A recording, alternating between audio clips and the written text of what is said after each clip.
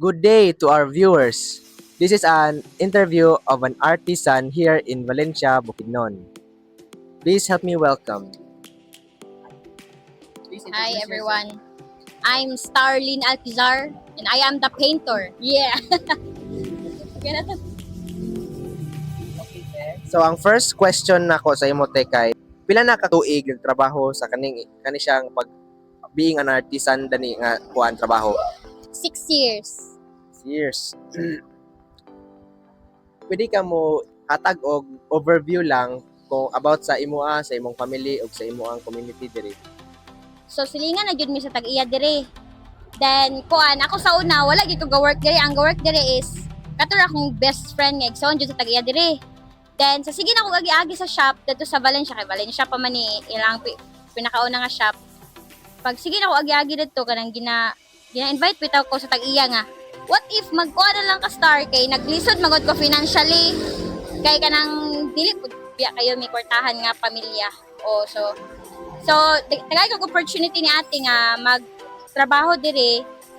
So mo to kuan grade 11 ko hangtod grade 12 hangtod nag-college ko nga nagtrabaho ko diri na dayon. Abot ko diri. Okay te. Ako lang ko question ni mo te. Isa nga mga artwork nga imong mga ipang craft diri te.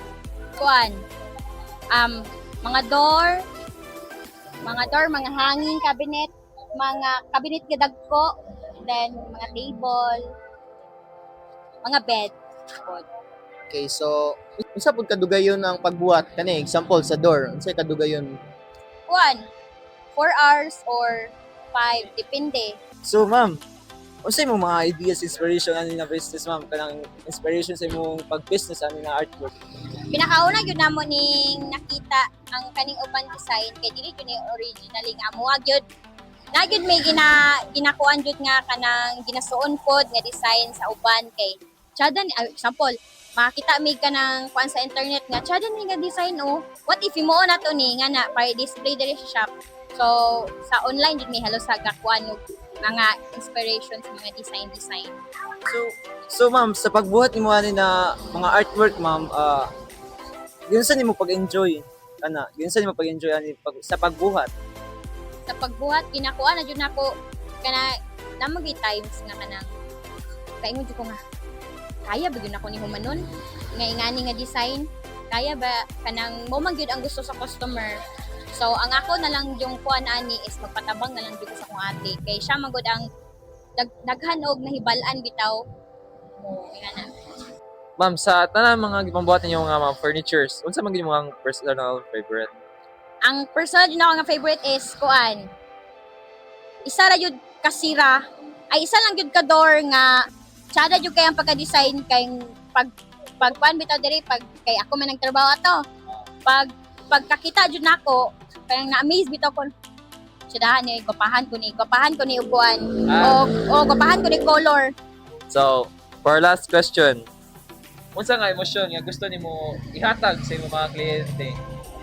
Ang akong gusto ihatag sa akong mga kliyente is kuan jud happiness, then satisfaction, then kuan kanang positive lang jud. Be kind na lang jud. You heard that, everyone? Be kind. Sige te, ako lang na yung last nga question is unsa ang imo ang istorya sa uban nga naay kanang anani ila ang kuan trabaho or gusto sila mag-anani?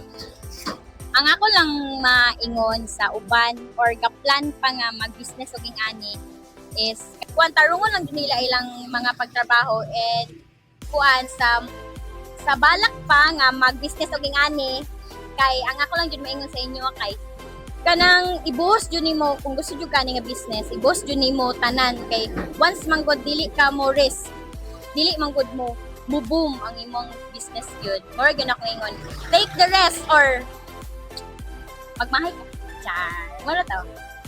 Sige.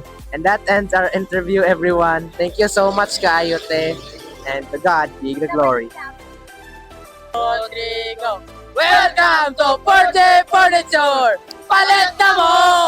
Ah! Ayaw ko!